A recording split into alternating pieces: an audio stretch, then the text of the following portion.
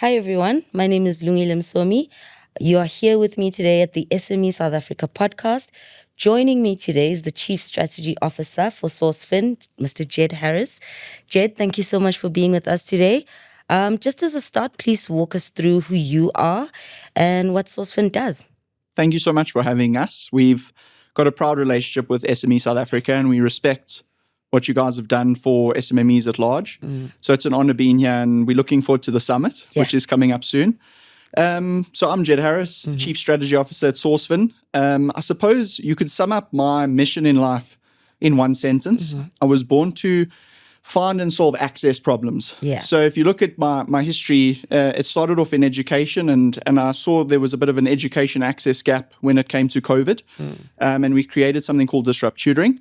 And I've pivoted now into finance, where a similar problem exists within a different industry. And Sourcefin is born to solve that funding gap. We offer alternative fit-for-purpose funding solutions, namely two of them: purchase order funding, invoice discounting, or invoice funding. The names are tricky. They bring in terminology that some SMMEs might not understand, and we spoke about that a little bit earlier. So hopefully we can explain them simply during this podcast. Of course. But ultimately, Sourcefin was born to enable the forgotten SMME, and we do that through fit-for-purpose funding solutions. You guys are the partner of the forgotten SME, or some might say the missing middle. So what are some of the structural problems that you guys identified before really going into market with Sourcefin? It's a very good question, and we need to, I suppose, first define what forgotten SMME is. It's not the unbanked. It's not businesses that are sitting within an area that doesn't have a bank or a branch.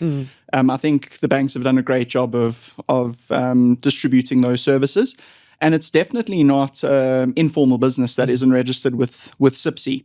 When we say forgotten SMME, it specifically means those businesses that mathematically are excluded from the traditional lending sector.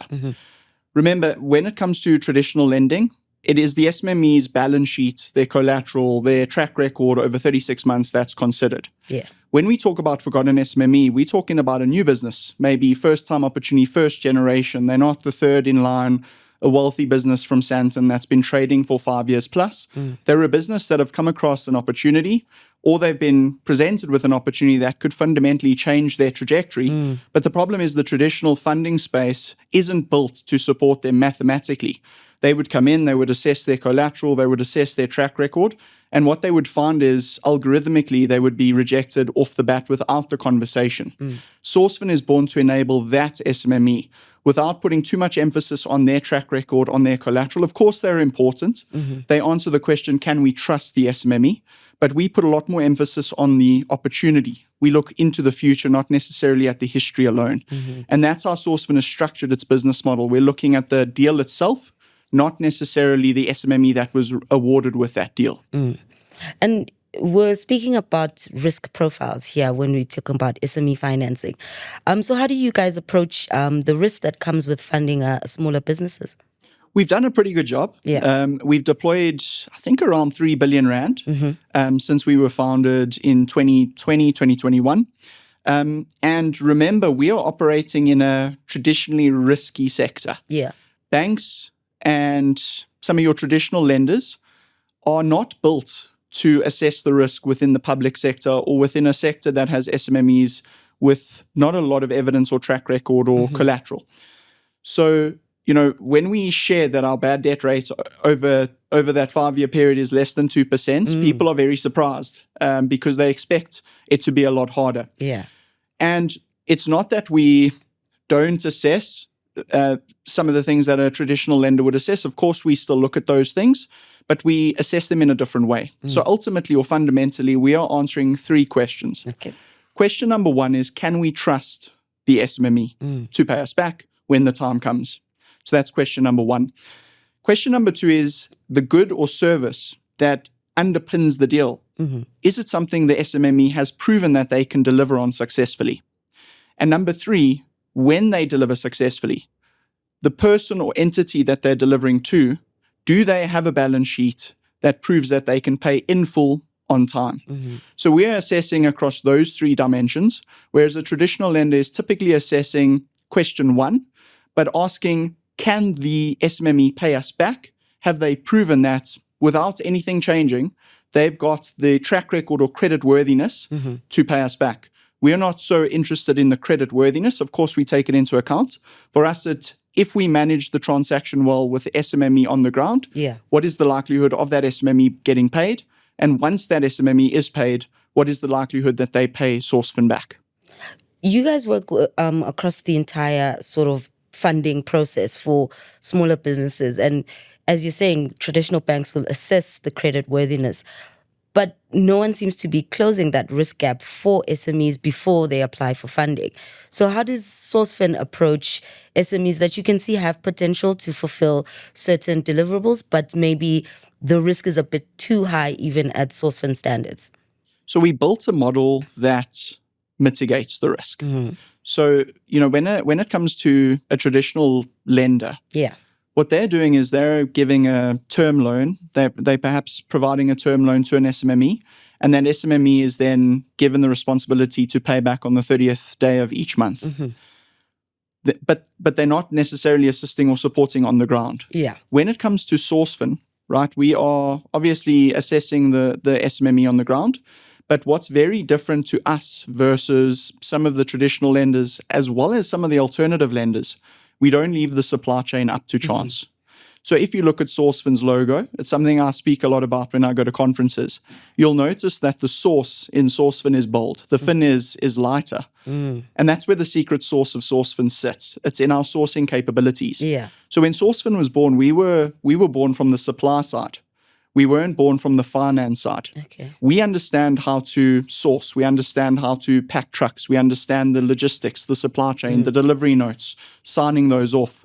We understand how to de-risk the supply chain within a deal. And we pass those expertise on to an SMME. We don't just give them a blank check and pay into their bank account and let them figure out, without any guidance or support. We give them the funding, but we also give them the guidance on how to execute on that successfully. And when they do that, they're building a track record and they're increasing the opportunity of them getting another opportunity down the line. And I know you mentioned that Sourcefin specializes in purchase order funding and invoice financing or discounting. But those terms seem to be less known for the people that really need them. So why is that jargon so foreign to SMEs in South Africa? Super complicated. It's honestly super complicated.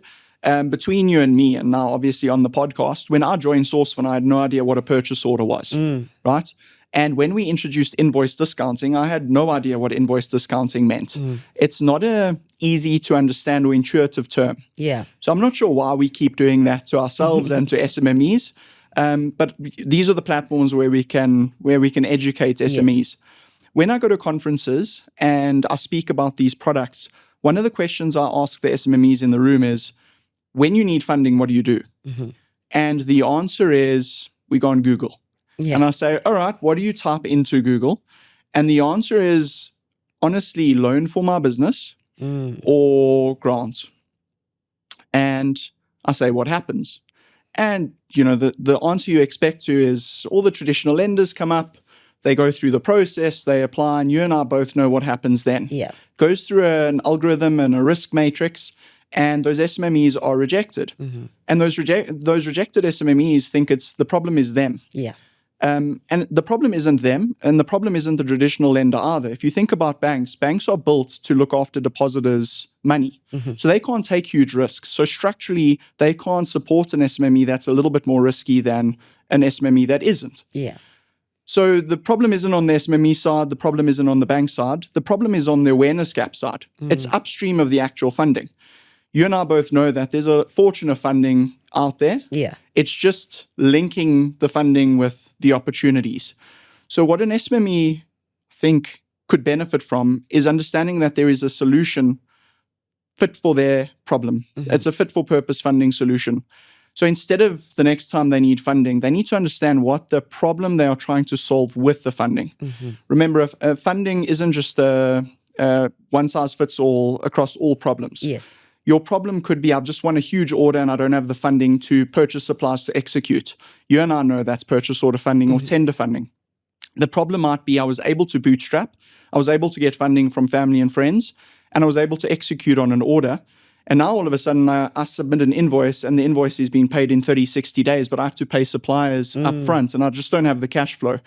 It's not a term loan that's going to solve that problem. There's a fit for purpose funding solution called invoice funding. Yeah. So I think from our side, the financial sector, we need to do a better job at explaining and really putting it out there. Unfortunately, a lot of the social media strategies is around, here's our funding, apply for our funding. I think we need to take a step back across all of the players in the space and really go on an education drive.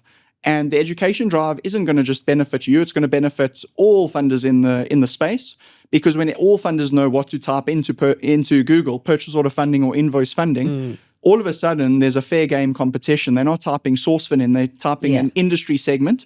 And obviously we're assuming that all of the players within the space are optimizing their SEO, optimizing their Google ads, and it's a fair game. You're going to be measured on track record, you're going to be measured on client experience.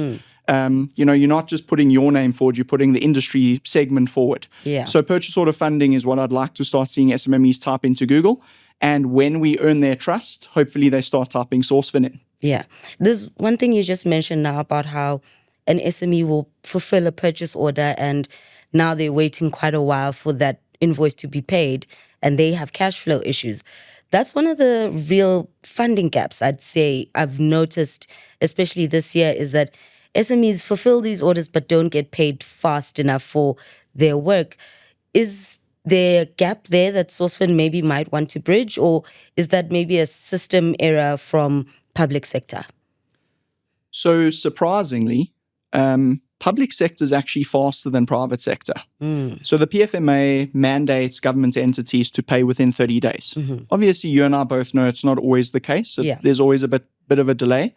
But the nice thing is, when it comes to governments, they will pay, whether it's 30 days or a little bit longer, because they're bound by law to pay. And if there are any issues, Treasury will always be there to make sure they pay. When it comes to private sector, I think, they're 60 to 90 days payment terms.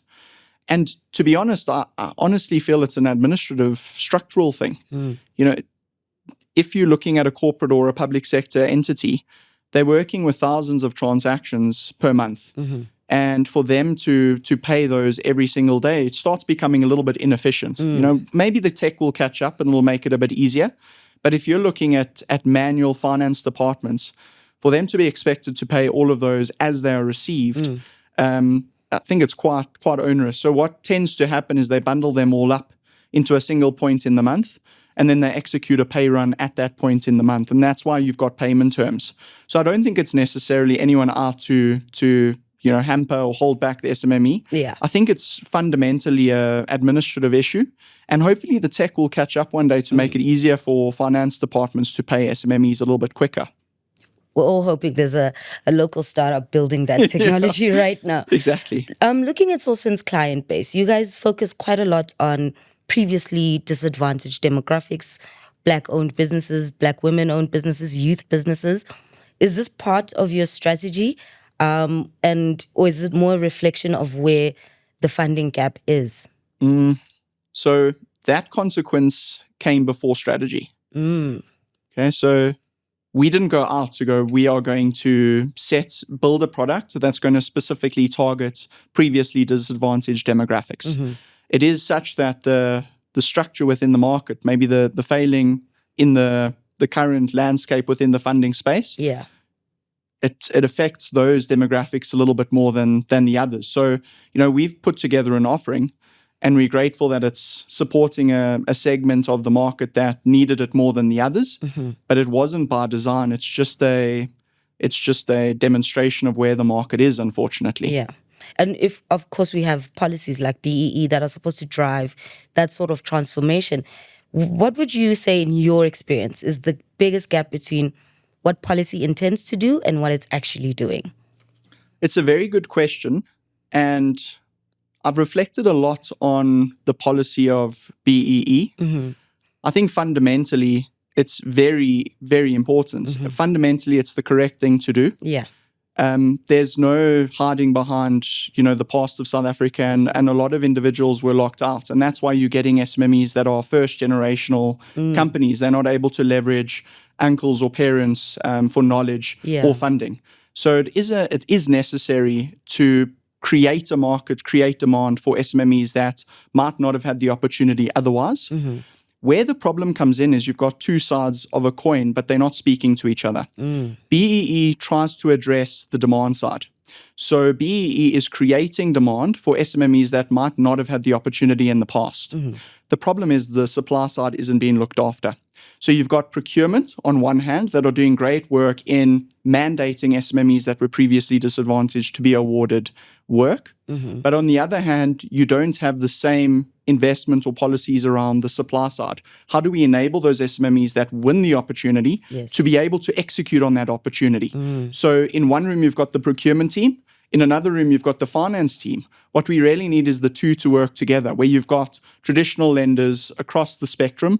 You've got Reserve Bank, you've got National Treasury sitting in the same room as procurement teams, and we're addressing, right, the demand side's taken care of. SMMEs are now winning orders or winning opportunities. The problem is execution. You don't want to give an SMME an opportunity and expect them to deliver. And then when they don't deliver, they're worse off than when they won the opportunity. The only way that's going to happen is if you fix the supply side. Supply side is we win the opportunity. Can we access the suppliers to execute on that opportunity? It's the same as me saying, Lungile, here's a truck, here's a car, enjoy using it, but you can't buy the diesel. Diesel doesn't exist. You actually don't have the money for the diesel. What good is that vehicle if you don't have the diesel to run it? That's true. So demand, you've won the tender. Supply can't execute on the tender because the current financial system doesn't necessarily allow you to deliver on that tender. Not because they don't want you, just because structurally it hasn't been built to support you. And I know Sourcefin has about over 2,000 pre-vetted suppliers on its database. And you work to fund manage the end-to-end process for supplies, tenders, as some people might call them. Why did you guys choose to go so deep into the supply chain? Remember I spoke to you a little bit earlier about the 3 questions we ask? Yes. A very important question is how do we de-risk the supply chain element? The other point is we came from the supply side. We didn't enter as financiers. So if you look at our origin story, one of our founders, Avi Mishan, he came fully from the supply side. There is no one, and maybe there is, but in my opinion, there's no one better at getting something into a store than Avi. If he sees there's a really good piece of inventory or piece of stock that would benefit individuals, he knows exactly how to source it, how to add it to the truck, how to put it into stores and to make sure it sells. That's the world he knows. That's the world he loves. In his experience, that's the most important part of de-risking the process. If you de-risk the supply chain, if an SMME that wins an order is able to deliver goods to spec on time, there is no way that spec or that stock is going to be rejected by the end buyer. And if that stock is not rejected by the end buyer, the SMME is going to be paid on time, and the end buyer is going to love that SMME, and the work's going to keep flowing the SMME's way. And of course, I know there's a guest we had, Lerato Sebata. She mentioned that tender and procurement is all within one process. So tell us a little bit more about Tender Central, the new Sourcefin platform. Great question. I think the obvious question is, how on earth did Sourcefin decide to spend developer time on building out a platform that surfaces opportunities for SMMEs? And I suppose the honest answer is we had a lot of SMMEs approaching Sourcefin saying, we're ready to start building a business. We're ready to start contributing to the economy. Please, can you fund us? And Sourcefin were like, phenomenal. You're the type of SMME we want to fund. What's the opportunity you want us to fund? And the SMME was like, I don't have one yet. And I don't know where to look for them. So we heard that a lot, and we understood that when it comes to tenders and opportunity, there's a lot of fragmentation in the market. I think you and I spoke about it a bit earlier. Government has done a good job with e-tenders and sort of centralizing that. The problem, though, is reliability of the system. Is it updated a lot of the time? Can you mark things as favorite? Can you add them to your profile? So it's adding features on top of what government has already done for you. So that's the one part of Tender Central. The other part is within this market, there are private vendors that are offering similar things like Tender Central. The problem is when you want to access the value, you met with a paywall. subscribe for X number of tenders, subscribe for Y number of tenders. So that starts frustrating an SMME who doesn't have the money to deliver on a tender, doesn't have the money to find a tender. And now they, in order to access the opportunity, they have to pay up front, and they just don't have the luxury of that. So for us, we thought, why not give it for free forever? There is no expectation for us to monetize the platform from SMMEs directly. And obviously, it closes the ecosystem loop. If we're able to walk the journey with you to find an opportunity, when the moment arises where you need to execute on that opportunity and you need the funds, we're a click away within that ecosystem. And just talk me through what happens when an SME enters into that loop but sort of fails to close the loop. How does that affect your company as well? When you say fail to close the loop, is that to access the funding at the end? Whether accessing funding, whether it's maybe something in the compliance frameworks that they don't have, and now the opportunity to win the tender is basically gone. How does Sourcefin manage that from there on? That's a very good question. And I think we could do a lot more, I would say, in that space. And I think that is the next part of the journey with Tender Central. When it comes to bidding on tenders, I've learned a lot about it. Yeah. There's definitely the track record side, but there's also the compliance side. The not so sexy compliance side, where you have to have the SIPC up to date, the SARS tax compliance, certain registrations with certain government bodies. And our goal is to embed that information, that education into Tender Central over time. Yeah. With AI at the moment, it's not out of reach for you to even start preparing those tender bids on behalf of the SMME very simply once you've got all of the information. So there is a lot more we can do there. I think what we're leaning into right now is education of the SMME. Obviously, it's tricky for us to support every single tender bid at the moment in terms of vetting that the compliance is up to scratch, up to date. All we can really do right now is educate the SMME on what is required when you're going through that bidding process, and hope they use the information to improve their chances of winning the order. I think what you're saying also sits in how it's important for SMEs to know when to apply for funding. I feel like we did speak a bit about, in a previous article, about the risks of applying for funding quite late. Can you just give us a bit of insight on that? I can definitely, and it's something I'm very passionate about. What tends to happen is funding is a plan B. So it's thought about too late. We go ahead, we bid on the tender. Once you've bid on the tender and you win it, absolute celebrations, scenes, everyone is high-fiving, everyone's super excited about it. And then reality hits the next day when you phone the supplier and you say, brilliant, I'd like to place an order. And the supplier says, perfect, it'll be an 80% deposit. And you're like, but I haven't been paid by my client yet. Supplier says, unfortunately, this is the first time we're working with you. We don't know you. We don't offer terms. So you're going to have to pay. The SMME then scrambles. They don't have a lot of time. They've got 14 days to deliver on that order. And what do? They go banking or traditional funding route. Banking and traditional funding, like the supplier, is going to say, you don't really have a track record. Unfortunately, our solution isn't built for you. And then what tends to happen is the SMME becomes desperate. They go down a path of, the shadow economy. Mashonisas become a viable option for them because it's the only guys that will listen and hear them out. And solve their problem. But the problem is they're solving their problem with a bigger problem. And, the fees on that funding are sometimes more than just money. It puts you in a very dangerous situation. When you're charging 30, 50% a month on that, your margin's completely decimated. And what tends to happen then is the SMME is forced to go to a supplier that doesn't necessarily meet the specs of what their client is looking for, just to cut the costs. They then deliver to the end buyer. They're probably late on that delivery. And end buyer is likely rejecting because it doesn't meet the specifications. So that's the risk of applying too late, having funding as a plan B. If I'm an SMME, I'm urging them, if I'm an SMME or I'm an advisor to an SMME, I'm urging them to build funding into the plan from the start. Do it upstream, don't do it downstream. Understand the cost of supply, understand the cost of goods, understand which funders would likely support you on that journey, and start building the relationship upfront before you've bid. Sourcefin offers SMMEs a letter of support. So what tends to happen is an SMME comes to us, they say, we're bidding on the solar panel tender. Would Sourcefin fund us if we were to win?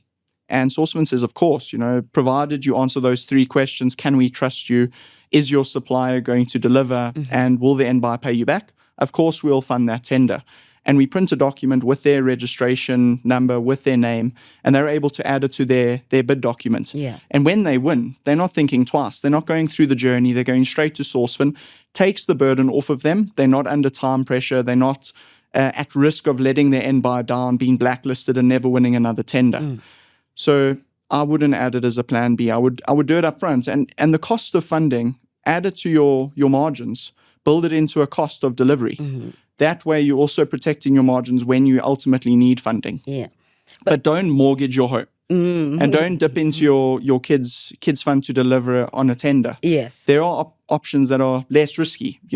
Trusting a funder with the expertise and track record like a Sourcefin is a much safer bet than trying to fund it yourself, because when you fund it yourself, you're also not getting the specialist support Sourcefin is giving you through the supply chain, introduction to suppliers. Remember, we are also able to offset the cost of financing through our supply network. There are instances where someone that's won a tender, they've maybe got a supplier, they come to Sourcefin, we're able to either tap into our network and find them a better supplier at a cheaper cost, or we're able to negotiate with their existing supplier. Because we've got a track record and purchasing power behind us, we're more likely to get terms than the SMME might. Yeah. And we're able to back that SMME and give them the confidence to ask and negotiate within the room.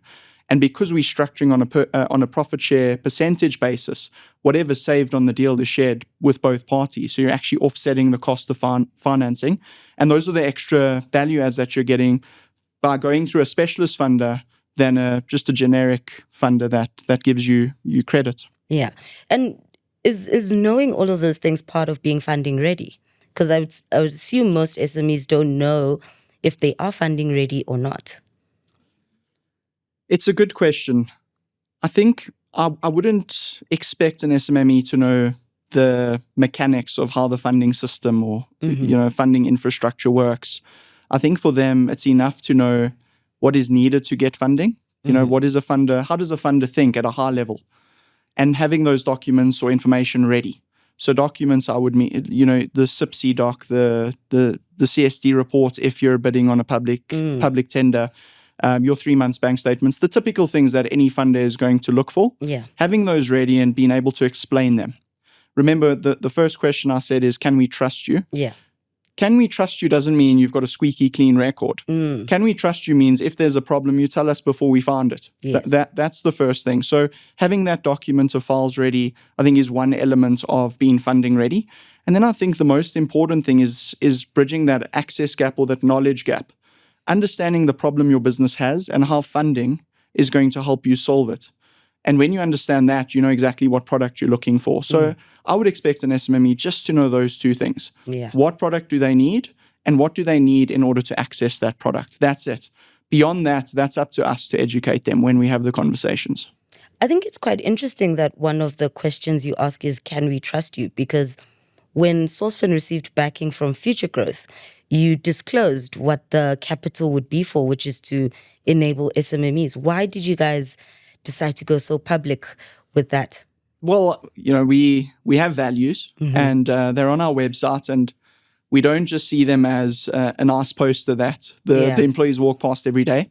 And one of our values is integrity and transparency. So it's important for us to be transparent when it comes to, these types of investments at a market level, at an SMME level, at a government level. And the commitment from us is, we exist to enable the forgotten SMME. So those funds that we raised, that it's important that those funds are being directed to the enablement of the SMME, which is why we exist. Yeah. And, a little bit about that Futuregrowth acquisition, it speaks a lot about where the industry is at and the size of the opportunity. Yes. Futuregrowth are, one of the most, one of the most sizable venture capitalist firm, private equity firms across the African continent. They've got an amazing track record.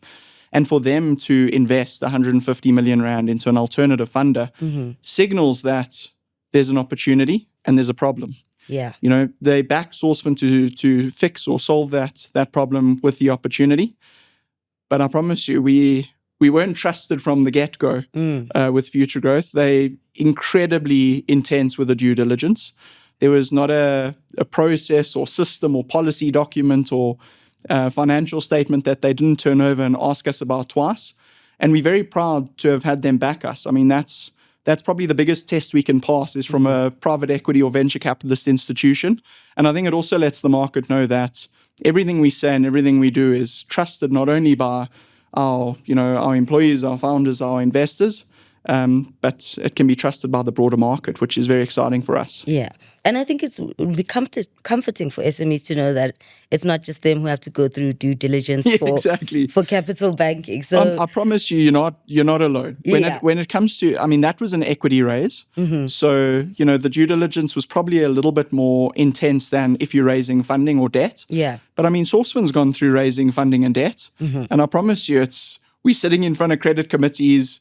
The founders in that Futuregrowth transaction, the 3 founders and the executive committee on a plane to Cape Town, sat in front of the investment committee, got grilled by the investment committee.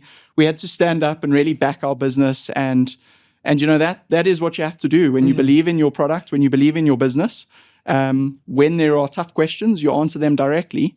And if you don't have all the answers yet, that's okay. When you're interacting with a funder like Sourcefin, sometimes we're able to help you solve or find the answers to those questions because of the expertise and how long we've been doing this.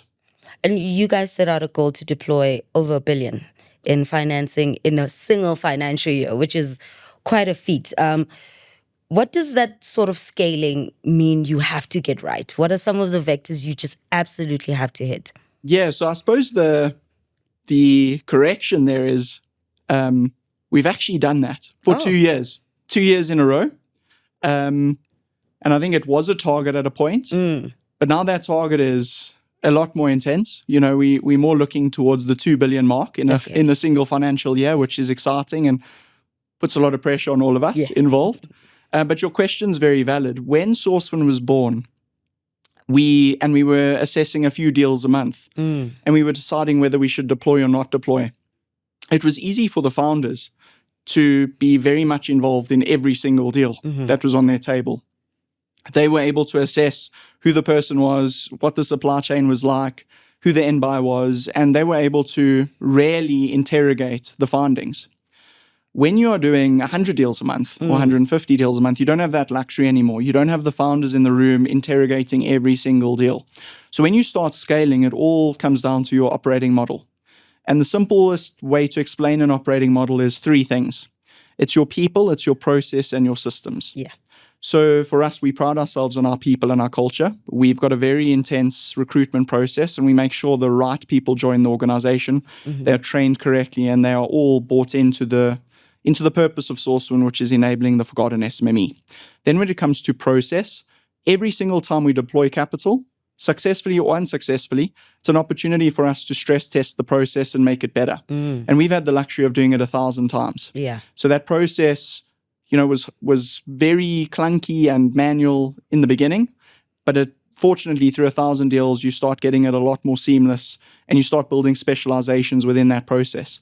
And then the last thing, and it's a keyword or a buzzword at the moment with technology, we've never seen a change as quickly as it is now.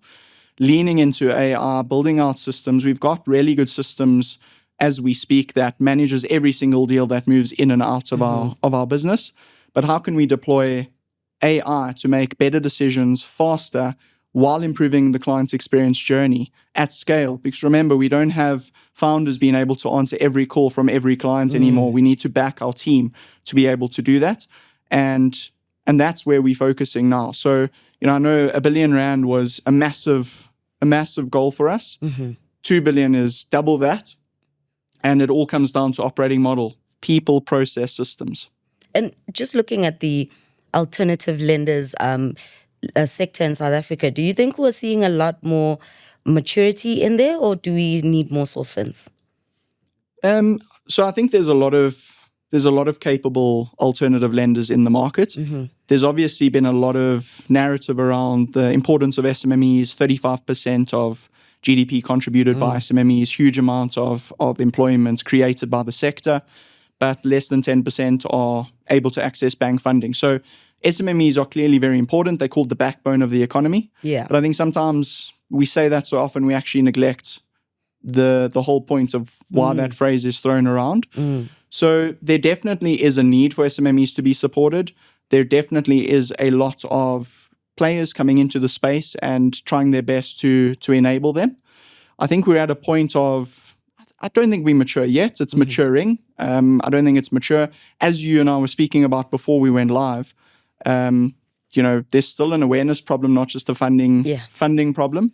I think when we start having SMMEs that actually know that alternative funding exists, fit for purpose funding exists, and there's a whole array of services that can fit their specific problems, I think then we'll be a little bit more mature. And I think what we'll start seeing in the market is a consolidation. So at the moment, there are a lot of players that believe they can solve the problem. I think sometimes they underestimate the complexity of the problem. Yeah. Back in the day, lending in our sleep, where you're just assessing the creditworthiness of a client, was a little bit easier than assessing creditworthiness of client, creditworthy or ability of supply and ability of end buyer to pay back.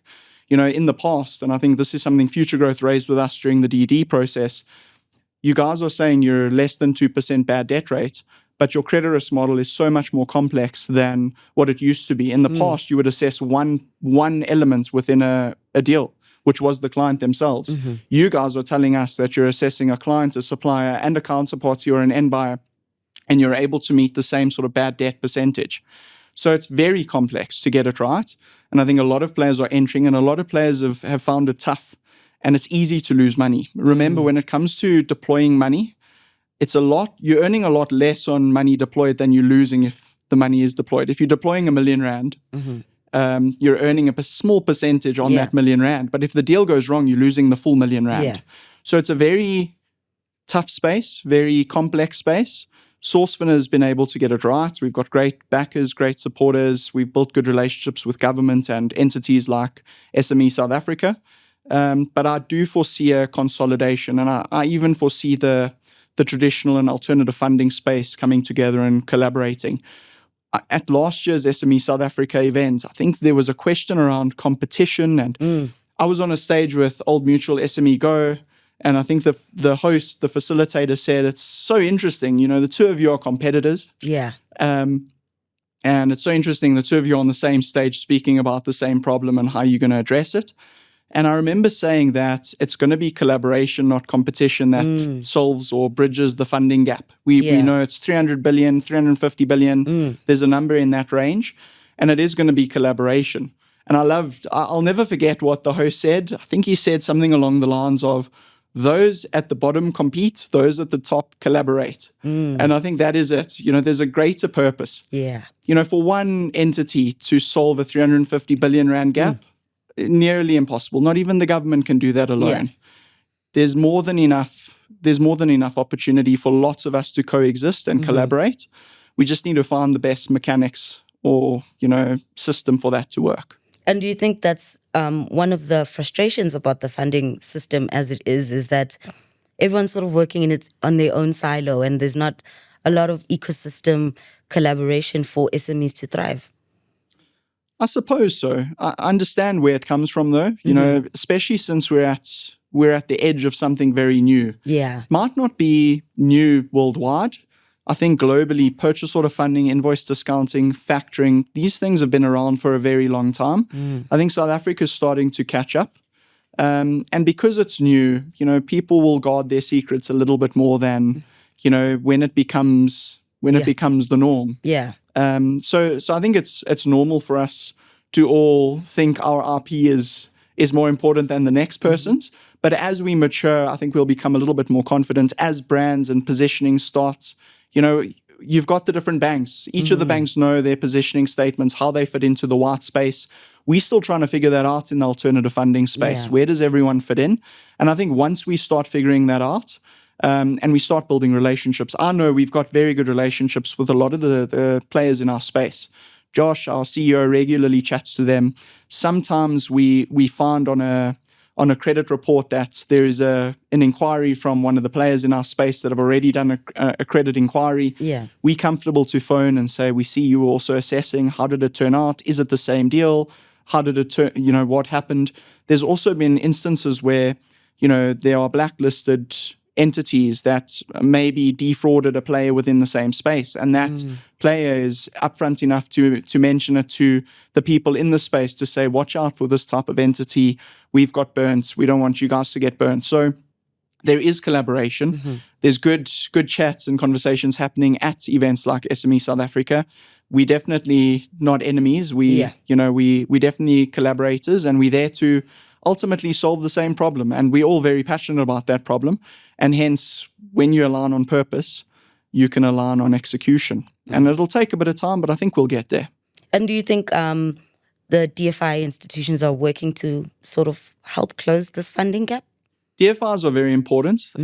They are central pools of resources mandated by government.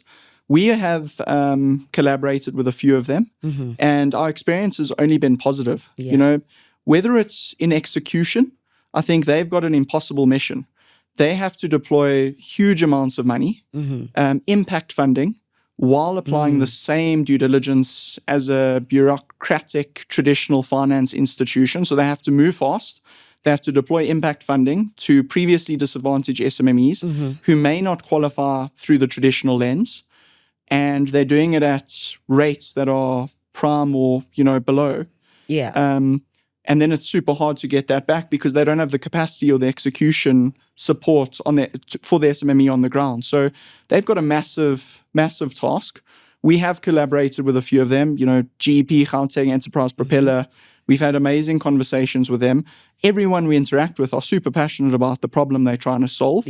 It's just sometimes they don't necessarily have the capacity to execute, in the timelines that are required by SMMEs. If you've got a tender, if you ordered a tender and you've got 14 days to turn it around, but a due diligence process takes 4 weeks, or your credit committee is meeting every 6 weeks, it's going to be difficult to approve that within that time frame. And when you're taking 6 weeks, it's essentially a decline for that SMME. So it's not a lack of wanting to support or execute. Could it be structured slightly better? Maybe. Maybe it's about the collaboration being more formalized, where you've got DFIs that are collaborating with institutions like Sourcefin, where we've got a proven track record of deploying quickly at scale. Maybe it's about deploying ring-fenced funds to intermediaries like Sourcefin or other players in the market. And we're able to execute, we're able to enable and provide that impact funding. And we then report back to the GP, who's able to then report back to the national government to say that these initiatives are working at scale. It's very hard for them to deploy themselves. I think they need a bit of private-public participation. And I know the 350 billion funding gap is a South African sort of number.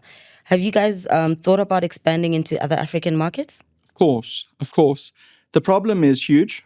And the problem exists in African countries, but it also exists in countries beyond Africa. Yes.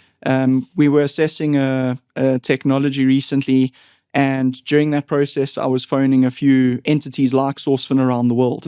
And a lot of them are solving a similar problem because payment terms are issues, access to funding, there are issues there. We've got an amazing banking system, worldwide. It's one of the top or one of the leading in the world. So, if our funding, our traditional lending space is struggling to deploy to those types of SMMEs, it would make sense that other international countries are also struggling. So definitely it's been a part of our global growth strategy. But when you talk about Africa, it's not a single market. It's not a monolithic market with, one currency and one set of regulations and one set of banking systems. I think there are 54 countries in Africa around about there. So you're competing with 54 regulatory environments, 54 currencies, 54 banking sectors, 54 sets of supplying sectors. So it becomes difficult to expand, just for headlines. For us, we want to perfect the process, perfect the product offering in the South African market. Like you've said, there's a huge, huge funding gap. I know 350 billion is all type of funding, but I mean, we've done the market sizing and the estimates, and there's a huge need for purchase order funding and invoice factoring within the space.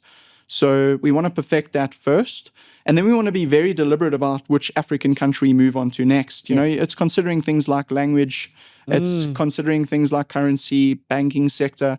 You know, you've got a Namibia and a Botswana that are very similar to the way South Africa is set up. But when you're looking at a Mozambique, for instance, you're all of a sudden dealing with a language barrier where it's native Portuguese, we're English. So you got to be very careful and responsible in how we go about achieving it. And you're probably not going to set up shop and scale immediately. You're probably going to do one deal at a time like we did in South Africa. And as you do the deals, you build the relationships, you build the knowledge, you build the credibility. And once we're comfortable, we'll start scaling. Yeah. And just looking forward, of course, we've spoken about the 2 billion rand deployment in a single year. Is there any other things that Sourcefin has in place for South Africa's SME sector? Are there any other things? There are a few things. There are a few things.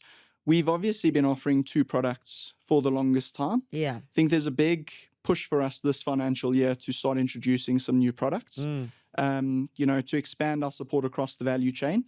That's very important for us. If you looked at our website, under vision, we want to perfect purchase order funding. Yeah. But we want to create a space where we are creating an ecosystem for SMMEs. Whatever types of funding or problem they're trying to solve, Sourcefin is a enabler for them. So that's very important, and I think there are about 2 or 3 new products that we've got on the cards that we're hoping to launch. Too early to say specifics, but that's one thing we're hoping to do. We recently launched the Affiliate Hub, which is our way of trying to enable those that we can't fund yet, where they understand what Sourcefin does. They have a network of individuals that may benefit from Sourcefin, and they're able to refer them on to Sourcefin for that funding. We've obviously launched Tender Central. And I think a big push for us this year is we want to lean into AI to see how we can push that time to term sheet. At the moment, we target a 48-hour time to term sheet. We want to see how we can target it. I would love an instantaneous term sheet. And I don't think it's out of our reach, but it requires a bit of technical integrations and capabilities that we're building in the background at the moment. So for us, client experience, speed to term sheet, and just ultimately enabling the forgotten SMME. That's hopefully what Sourcefin can continue to do over the next year. We're very excited to see everything Sourcefin does in the next coming years. Thank you so much, Jedd, for joining me today. And to our audience, please do